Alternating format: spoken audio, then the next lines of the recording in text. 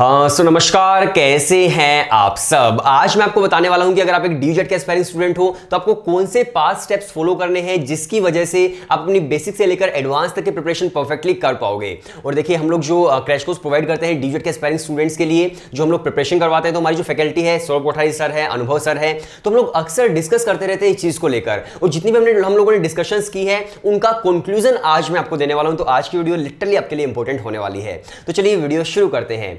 सबसे पहला स्टेप आपका क्या होना चाहिए एंट्रेंस एग्जाम को लेकर। और देखिए, सिर्फ डीयूजेट की बात नहीं है, कितने भी एंट्रेंस एग्जाम अगर आप दे रहे हो, सबसे पहला आपका स्टेप होना चाहिए कि आपको एग्जाम पैटर्न एंड आपको सिलेबस पता होना चाहिए। अगर मान लीजिए आप कोई एंट्रेंस एग्जाम दे रहे हो, प्रिपरेशन करो, लेकिन आपको एग्जाम पैटर्न नहीं पता, आपको यही नहीं पता कि नेगेटिव मार्किंग कितने की है, तो भाई आप बिल्कुल एमलेस हो जाओगे। एक रेस का ऐसा घोड़ा जिसको डायरेक्शन ही नहीं पता कि किस डायरेक्शन में मूव करना है, तो आपको बिल्कुल एमलेस नहीं होना है।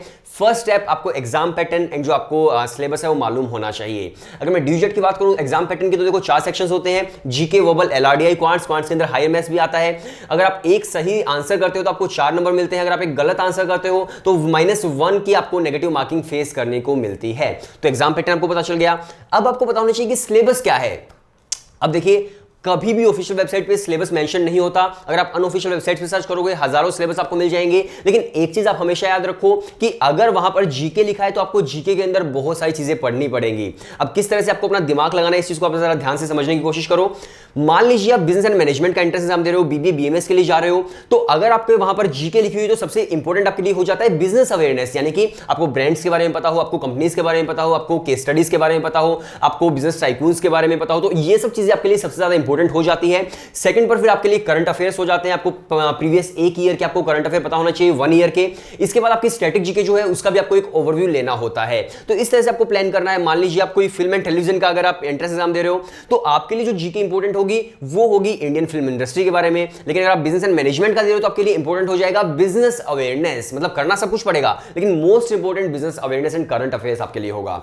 आई होप चीजें क्लियर हो गई हैं। अगर वहां पर जीके लिखा है तो आपको सब कुछ पढ़ना है। अगर वहां पे आपका वर्बल लिखा है तो भी आपको सब कुछ पढ़ना है, जिसके अंदर वोकैबुलरी होगा, ग्रामर होगा, क्रिटिकल रीजनिंग होगा, तो बहुत सारी चीजें होंगी, रीडिंग कॉम्प्रिहेंशन होगा। अगर वहां पर क्वांट्स लिखा है तो आपके लिए फिर अगेन दोबारा से सब कुछ पढ़ना पड़ेगा। अर्थमेटिक है, नंबर सिस्टम है, ज्योमेट्री है, अलजेब्रा है, मॉडर्न मैथ्स है, हायर मैथ्स है, ये सब चीजें आपको करनी ही करनी पड़ेंगी।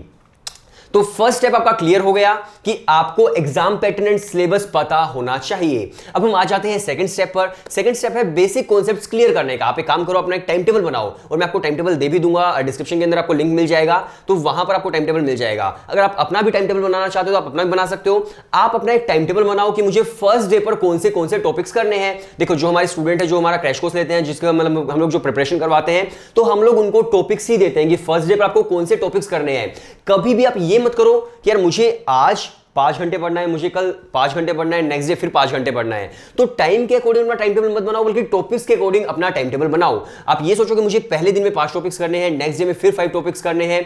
तो अगर आप इस तरह से पढ़ाई करोगे तो आपका जो माइंड है वो हमेशा यही चलता रहेगा कि मुझे टॉपिक्स क्लियर करने हैं। लेकिन अगर आप ये सोचोगे कि मुझे इतने टाइम में पढ़ाई करनी है, तो जब 5 घंटे होने वाले होंगे तो आपको नहीं पता होगा कि मेरे 3 टॉपिक हुए, 3.5 टॉपिक हुए, तो आप सोचोगे यार आज इतना कर लेता हूं, कल फिर यही टॉपिक कल दोबारा से रिपीट कर लूंगा। तो ऐसा आपको बिल्कुल नहीं करना है। टॉपिक वाइज आपको पढ़ाई करनी है, जिससे आपका माइंड एकदम क्लियर रहेगा कि मुझे आज ये टॉपिक्स तो करने ही करने हैं। सो आई होप चीजें क्लियर हो गई है। टाइम टेबल बनाओ और अपने सारे के सारे जो जितने भी आपके टॉपिक्स हैं उनके आप बेसिक कॉन्सेप्ट्स को क्लियर करना शुरू करो। 2 स्टेप हो गए, एग्जाम पैटर्न हो गया, दूसरा आपका जो बेसिक कॉन्सेप्ट्स है वो हो गए। थर्ड स्टेप आता है प्रैक्टिस करने का। अब मान लीजिए आपने क्वांट्स पढ़ा, क्वांट्स के अंदर आपने अर्थमेटिक कर लिया। अर्थमेटिक के बेसिक कॉन्सेप्ट्स क्लियर करने से कोई फायदा नहीं होगा जब तक आप प्रैक्टिस नहीं करोगे। तो प्रैक्टिस करना मैंडेटरी हो जाता है आपके, मतलब जितने भी टॉपिक्स आप पढ़ाई कर रहे हो, हर रोज जैसे बेसिक कॉन्सेप्ट्स क्लियर करो। नेक्स्ट स्टेप आपका होना चाहिए कि आप उसकी प्रैक्टिस करो, क्वेश्चंस को प्रैक्टिस करो। जैसे आप क्वेश्चन मतलब जब आप एग्जाम देने के लिए जाओगे तो आप प्री माइंडसेट आपका होगा कि मुझे ये क्वेश्चन किस तरह से सोल्व करना है, तो इसलिए प्रैक्टिस मैंडेटरी हो जाती है, जो कि आपका थर्ड स्टेप होता है। अब बात करते हैं हमारे नेक्स्ट स्टेप की। अब आपने देखो एग्जाम पैटर्न पता चल गया, आपने बेसिक कॉन्सेप्ट्स क्लियर कर लिए, प्रैक्टिस आपने कर ली। अब जो फोर्थ स्टेप हमारा आ जाता है वो हमारा फोर्थ स्टेप होता है कि आपको अपनी स्पीड बिल्डिंग करनी है।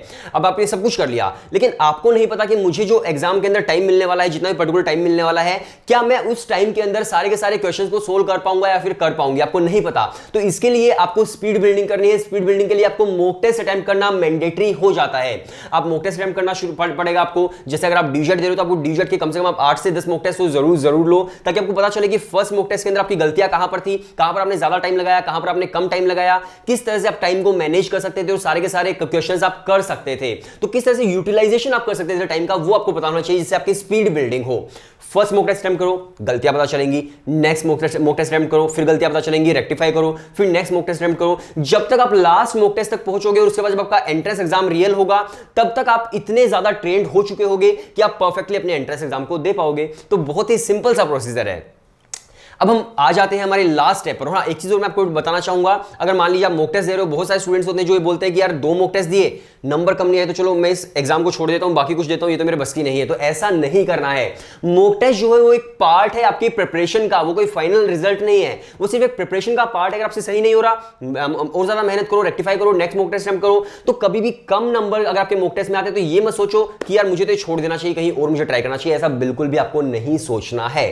तो इसके बाद हमारा लास्ट स्टेप आ जाता है कि आपको एनालाइज करना है और आपको एक बार ओवरव्यू ले लेना है, सारे के सारे सिलेबस का रिवाइज आपको कर लेना है लास्ट में, जब आपके पास 5 या 6 दिन का टाइम बचा हुआ हो। तो उसके अंदर आपको क्या करना है, आपने जो भी अब तक पढ़ा है उसका आप एक रिवीजन ले लो, एनालाइज कर लो चीजों को, और आप एकदम काम डाउन हो जाओ, एकदम शांत हो जाओ, तब जाकर आप एंट्रेंस एग्जाम दो। कभी भी ऐसा नहीं होना चाहिए कि आपका एंट्रेंस एग्जाम 2 घंटे के बाद और आप एग्जाम सेंटर से बाहर खड़े होकर फटाफट से पेज पलट पलट के पढ़ने की कोशिश कर रहे हो। तो वो एक सही, मुझे लगता है कि एक पॉजिटिव अप्रोच नहीं होती किसी भी एंट्रेंस एग्जाम को देने की।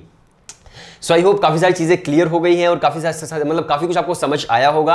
अगर आप टाइम टेबल डाउनलोड करना चाहते हो तो डिस्क्रिप्शन के अंदर मैंने लिंक डाल दिया है, वहां से आप टाइम टेबल डाउनलोड कर सकते हो। फर्स्ट हॉरिजॉन्टल लाइन को फर्स्ट डे में कवर करना है, सेकंड हॉरिजॉन्टल लाइन को सेकंड डे में आपको कवर करना है। इसके साथ साथ अगर आप एक डीजेट के एस्पायरिंग स्टूडेंट हो, अगर आप प्रिपरेशन करना चाहते हो हमारे क्रैश कोर्स से, अगर आप अपने अगर आप सेल्फ स्टडी भी करना चाहते हो तो भी परफेक्ट है। लेकिन अगर आप हमारे थ्रू अगर आप प्रिपरेशन करना चाहते हो, क्रैश कोर्स लेना चाहते हो, तो व्हाट्सएप नंबर डिस्क्रिप्शन के अंदर दिया गया है, आप लोग हमें वहां पर मैसेज कर सकते हैं और हम लोग आपको डेमो वीडियोस प्लस आपको कोर्स की डिटेल्स सेंड कर देंगे। अगर आपको कोर्स डेमो वीडियोस पसंद आती है तो आप क्रैश कोर्स के अंदर एनरोल कर सकते हैं, जिसके अंदर हम लोग आपको वीडियो लेक्चर्स देते हैं बेसिक से लेकर एडवांस तक के सभी टॉपिक्स के। सेकंड में हम लोग आपको प्रैक्टिस टेस्ट देते हैं, जिसके अंदर आपको 270 प्लस टॉपिक टेस्ट मिलते हैं, जिसके अंदर आपको 10,000 प्लस क्वेश्चंस मिल जाते हैं। इसके अलावा हम लोग आपको देते हैं वहां पर एक टाइम टेबल की, आपको हर रोज कौन से लेक्चर्स देखने हैं, प्लस हम लोग आपको 8 to 10 मॉक टेस्ट दे देते हैं डीयूजेट के, जिससे आपकी एकदम स्पीड बिल्डिंग हो जाती है। एक आपको डाउट सॉल्विंग पोर्टल मिलता है, अगर आपका कहीं भी कोई डाउट है फैकल्टी उसको सोल्व करती है। तो इस तरह से आपकी परफेक्ट प्रिपरेशन होती है, जो कि बहुत ही अफोर्डेबल है। आप हमें व्हाट्सएप पर मैसेज कर दीजिए, हम लोग आपको डेमो वीडियोस प्लस कोर्स की डिटेल्स सेंड कर देंगे। और आप भी अपनी आज से ही प्रिपरेशन स्टार्ट कर सकते हो डीयूजेट की। अभी जो टाइम है सफिशिएंट टाइम है प्रिपरेशन के लिए। अगर आपने बिल्कुल शुरुआत ही नहीं करी पढ़ाई की, तब भी आप ये सही टाइम है, आप प्रिपरेशन कर सकते हो। सो वीडियो देखने के लिए शुक्रिया। व्हाट्सएप नंबर डिस्क्रिप्शन के अंदर लिखा हुआ है।